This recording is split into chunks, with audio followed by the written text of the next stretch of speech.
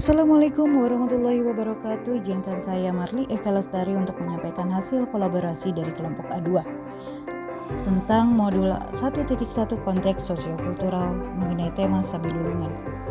Adapun kelompok anggota kami yakni Cecep Hasanuddin, Eka Anggiani Iman, Marli Eka Lestari, Risa Desi Susanti, dan Totong Sumantri. Modul ini berkaitan atau dilandaskan pada 3 pertanyaan. Yang pertama, apa kekuatan konteks sosiokultural di daerah Anda yang sejalan dengan pemikiran KHD? Yang kedua, bagaimanakah pemikiran KHD dapat dikontekstualkan sesuai dengan nilai-nilai luhur kearifan budaya daerah asal yang relevan menjadi penguat karakter murid sebagai individu maupun masyarakat? Yang ketiga, menyepakati satu kesepakatan kekuatan pemikiran dari KHD yang dapat mendebalkan laku murid di kelas atau sekolah yang sesuai dengan konteks lokal sosial budaya di daerah Anda yang dapat diterapkan. Kita tahu bahwa Sumedang itu merupakan salah satu wilayah yang ada di Jawa Barat, suatu daerah yang memiliki banyak bukit, berbukit-bukit, dan juga merupakan daerah dataran tinggi di Jawa Barat, di mana dengan dataran tinggi, dengan daerahnya berdataran tinggi, dia memiliki banyak lahan pertanian. Salah satu daerah yang akan dibahas di sini adalah Desa Boros, Kecamatan Tanjung Kerta, di mana daerah ini merupakan salah satu lumbung padi yang ada di daerah Sumedang. Notabene, hampir semua masyarakatnya merupakan atau bermata pencaharian sebagai petani. Ada satu hal yang menarik dari budaya masyarakat yang ada di daerah Boros tersebut, di mana ketika mereka berhasil melaksanakan panen dengan hasil yang melimpah, mereka pasti akan melaksanakan sebuah ritual budaya yang dinamakan ngalaksa. Budaya ini sebagai wujud rasa syukur mereka atas panen yang melimpah. Dan biasanya ini dilaksanakan oleh masyarakat tersebut secara gotong royong bersama-sama untuk membuat satu kegiatan yang itu sifatnya ritual. Ya, mulai dari mereka menumbuk padi sampai terbentuk dari tepung. Nah, tepung tersebut nanti akan dibuat satu peganan atau makanan yang nantinya akan dibagikan kepada masyarakat di sana. Dan itu dilakukan secara gotong royong bersama-sama semua masyarakat yang ada di sana. Budaya gotong royong yang masih kuat inilah yang kemudian mengilhami kami, kelompok kami, untuk mengambil budaya gotong royongnya. Kita tahu bahwa dalam masyarakat Sunda, gotong royong itu adalah sabilulungan. Ya. Kemudian budaya sabilulungan ini merupakan sebuah kekuatan sosiokultural lokal yang itu sejalan dengan pemikiran Ki Hajar Dewantara yang mengatakan bahwa pendidikan itu harus sesuai dengan kodrat alam dan zamannya.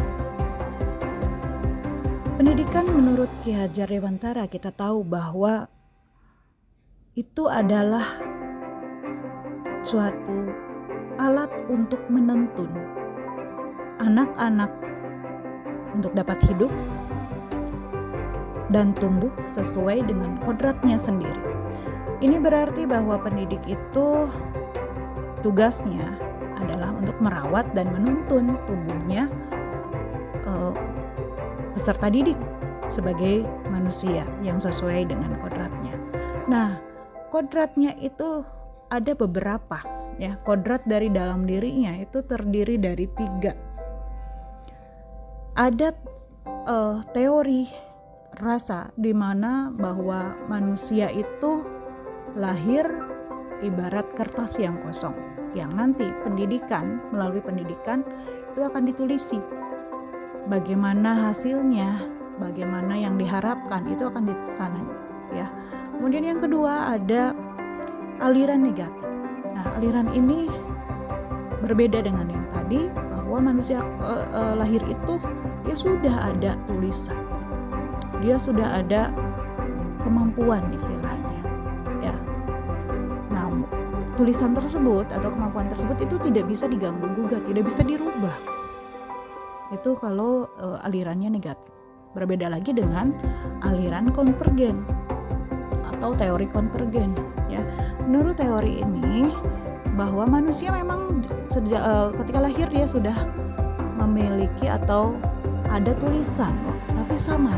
Nah, pendidikanlah yang akan dapat menebalkan tulisan tersebut. Bagaimana si anak bisa dididik, bisa dituntun untuk mencapai tujuan yang diharapkan oleh pendidikan. Kita tahu bahwa tujuan pendidikan itu ingin membuat peserta didik memiliki budi pekerti, watak, karakter yang terpadu dalam gerak, pikiran, perasaan, dan kehendak yang baik. Dalam tujuan pendidikan nasional, ya, dalam trilogi dari yang disampaikan oleh KHD, ada yang bisa dikaitkan dengan gotong royong atau sabilulungan ini, yakni ing madya mangun karso. Artinya itu seseorang di tengah kesibukannya dia harus mampu membangkitkan dan menggugah semangat. Dalam arti dia sebagai pamong di sana, ya. Dan seorang pemimpin jika di tengah-tengah pengikutnya dia harus mampu memberikan motivasi agar semua bisa dipersatukan, semua gerak dan perilakunya secara serentak untuk mencapai perilaku bersama atau mungkin di sini adalah tujuan bersama. Nah, adapun karakter yang diharapkan dimiliki oleh anak-anak atau peserta didik di sekolah diantaranya yang pertama disiplin, yang kedua tanggung jawab, yang ketiga mandiri, keempat religius, kelima kerjasama, 6 kreatif dan inovatif, dan berkebinekaan global. Untuk di sini tidak ada gotong royong, tapi di sana bentuk gotong royong adalah salah satunya adalah kerjasama. Ya, juga di sana juga gotong royong tersebut salah satunya juga ada tanggung jawab. Di dalamnya juga ada disiplin, ada bentuk religinya ada, mandirinya juga ada, karena berkaitan dengan gotong royong itu kalau diturunkan lagi lebih dasar itu lebih kepada kita membentuk seorang pribadi, seorang anak yang memiliki kepedulian atau dia memiliki self awareness, ya. Kepedulian terhadap siapa? Kepedulian terhadap lingkungan sekitarnya, karena anak-anak zaman sekarang itu masih kurang sekali kepedulian terhadap temannya sendiri gitu yang ada di kelas, bahkan yang satu bangku dengan anak tersebut kadang-kadang dia nggak tahu si anak tersebut, oh misalkan si anak itu kenapa nggak nulis gitu, padahal kan harusnya bisa menulis gitu. Oh ternyata dia nggak ngeh bahwa si anak misalkan nggak memiliki alat tulis, ya, bukunya tidak ada. Karena apa? Mungkin mohon maaf tidak bisa jadi si anak itu tidak memiliki alat tulis, buku gitu karena tidak memiliki uang, ya, masalah ekonomi atau mungkin hal yang lainnya, ya. Nah, itu kalau anak-anak yang memiliki self awareness yang baik, dia akan bertanya, minimal bertanya, "Ini kenapa? Kamu mana alat tulisnya? Kita harus menulis nih, ini gimana?" Nah, kalau misalkan dia tidak memiliki self awareness yang baik, maka si anak tersebut kalau misalkan dia punya tidak memiliki, dia hanya akan cuek. Kalau dia memiliki, setelah dia bertanya, dia akan mungkin, oh ini saya berikan, pinjam untuk kamu bisa menulis, gitu kan. Nah, dengan kita memberikan si anak bisa memberikan bantuan kepada orang lain, itu sama dengan gotong royong. Nanti akan menumbuhkan gotong royong dalam bentuk yang lebih besar lagi. Atau kalau kita lebih peduli terhadap lingkungan kita akan bisa memperoleh satu contoh mungkin di luar atau di dalam negeri juga ada, ya, bahwa ketika misalkan ada seorang anak yang dia selalu telat, ternyata ketika ditelusuri lagi kenapa si anak suka telat, oh ternyata dia harus berjualan dulu, atau misalkan oh si anak itu harus berjalan jauh sedangkan dia tidak memiliki ongkos untuk naik kendaraan umum gitu. Jadi mereka otomatis harus berjalan kaki. Nah, dengan self awareness ini atau kepedulian ini nanti akan menumbuhkan sifat gotong royong secara otomatis atau berasal dari dirinya sendiri. Nah, kita tahu bahwa sambilulungan itu kan sebuah kearifan lokal yang lebih dari hanya sekedar mengedepankan perilaku gotong royong, karena di dalamnya itu ada silih asah, silih asih, silih asuh, dan silih wewangi. Kita tahu bahwa silih asah mengandung artinya saling menajamkan pikiran, silih asih saling mengasihi, silih asuh itu saling membimbing, silih wewangi juga diartikan sebagai saling memberikan dukungan. Ya. Nah, jadi dari silih asah, silih asih, silih asuh, silih wewangi ini semua ada di dalam sambilulungan, ada di dalam bentuk gotong royong. Yang itu sebenarnya yang tadi karakter dari yang diharapkan ada di sekolah itu sudah ada di sana. Kalau si anak memiliki self awareness yang baik. Nah, nilai luhur yang melekat di masyarakat Sumedang ini kemudian dijadikan landasan yang menjadi karakter di sekolah. Kita tahu kan ciri gotong royong itu ada kegiatan yang dilakukan bersama, biasanya itu untuk kegiatan yang sifatnya umum, dan kegiatannya seperti misalkan ada pembersihan jalan, pembuatan jalan, pembersihan gorong-gorong dan lain sebagainya. Dan biasanya itu tanpa imbalan atau tanpa menginginkan imbalan, mengharapkan imbalan. Nah, ada pun contoh di sekolah untuk budaya gotong royong itu kita lebih yang pertama mungkin tadi selain self awareness untuk pribadinya, kita bisa melatih mereka untuk bergotong royong dalam kegiatan pembelajaran, kegiatan berkelompok, diskusi kelompok atau membuat tugas, membuat karya. Ya, di sini kita bisa melihat di sana ada pembuatan peta ya oleh beberapa siswa, kemudian ada tugas lainnya yang dilakukan secara gotong royong bersama-sama supaya tugas tersebut bisa cepat selesai. Ada juga yang lain itu dalam pembuatan project ya, PJBL mungkin di sana nantinya. Nah, setelah itu ada juga bentuk kolaborasi atau kerjasama dalam membuat proyek Ramadan di Nesaci TV. Ini dilakukan oleh siswa SMP Negeri 1 Cimanggung karena mereka memiliki satu ekstrakurikuler yang dinamakan ekstrakurikuler broadcasting. Mereka bergotong royong untuk membuat satu tayangan di YouTube channel Nesaci TV berisi doa, lantunan ayat suci Al-Quran, dan ceramah agama. Nah, biasanya kolaborasi nih yang menjadi pengisi acaranya bisa dari siswa, guru, atau mungkin dari lain yang ada di luar sekolah, mendatangkan ahli. Ya.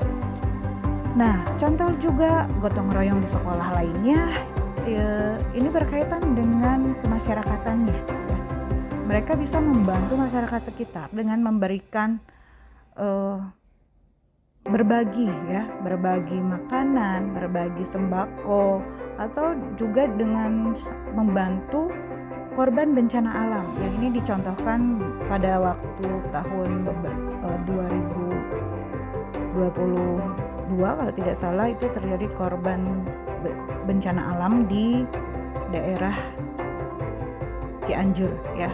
Jadi dari sekolah berupaya, dan ini merupakan hasil kumpulan dari siswa dan guru untuk diberikan kepada korban di Cianjur ya. Ada juga yang diberikan kepada bingkisan-bingkisan yang itu diberikan kepada pihak masyarakat yang itu membantu terselenggaranya kelancaran pendidikan di sekolah. Ini dicontohkan adalah di SMA Negeri 2 Cimalaka.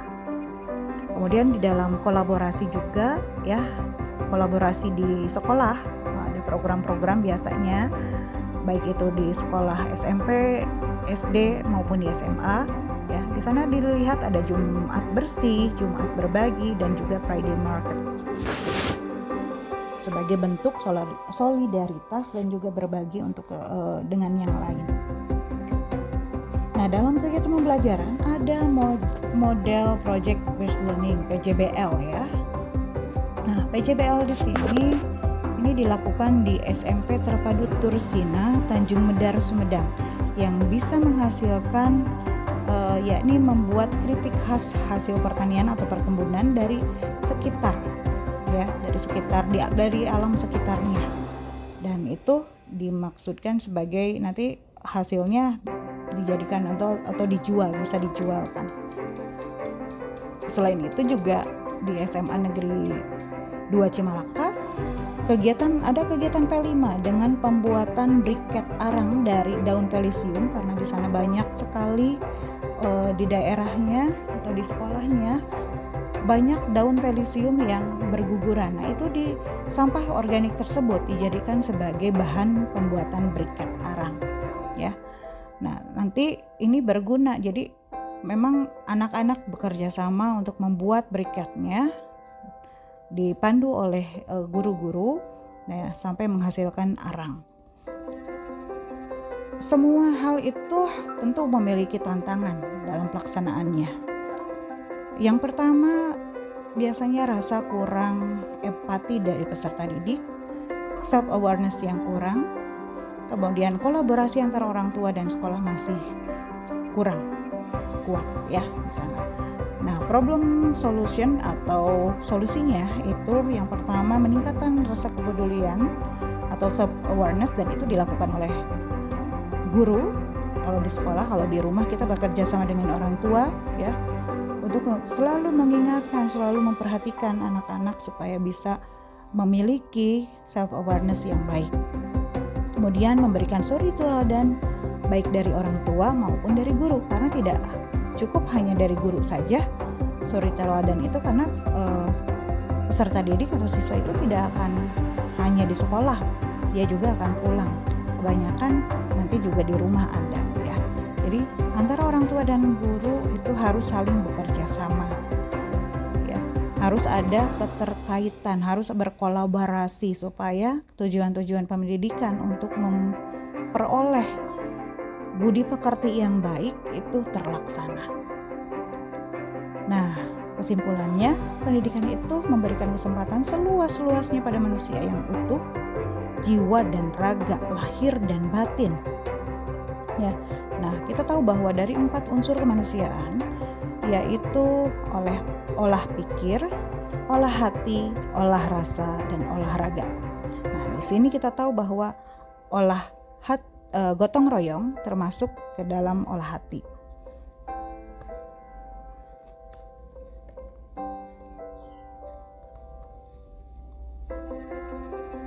Kita tahu ada satu perkataan dari Ki Hajar Dewantara ya, mungkin juga quotes dari beliau, melalui ngerti, ngerasa, lan ngelakoni, menyadari atau menginsapi dan melakukan budi pekerti yang dibentuk untuk merdeka dan mandiri akan hadirah adab. Karena kita tahu bahwa adab adalah ujung tombak dari memanusiakan manusia. Seorang manusia yang tidak memiliki adab, dia hanya memiliki ilmu saja, itu tidak akan baik jadinya. Terima kasih dari kami kelompok A2, dan terima kasih kepada semua anggota kelompok yang terlibat yang bekerja sama atas terselesaikannya tugas ini. Mohon maaf atas segala kekurangan. Terima kasih atas perhatiannya. Assalamualaikum warahmatullahi wabarakatuh.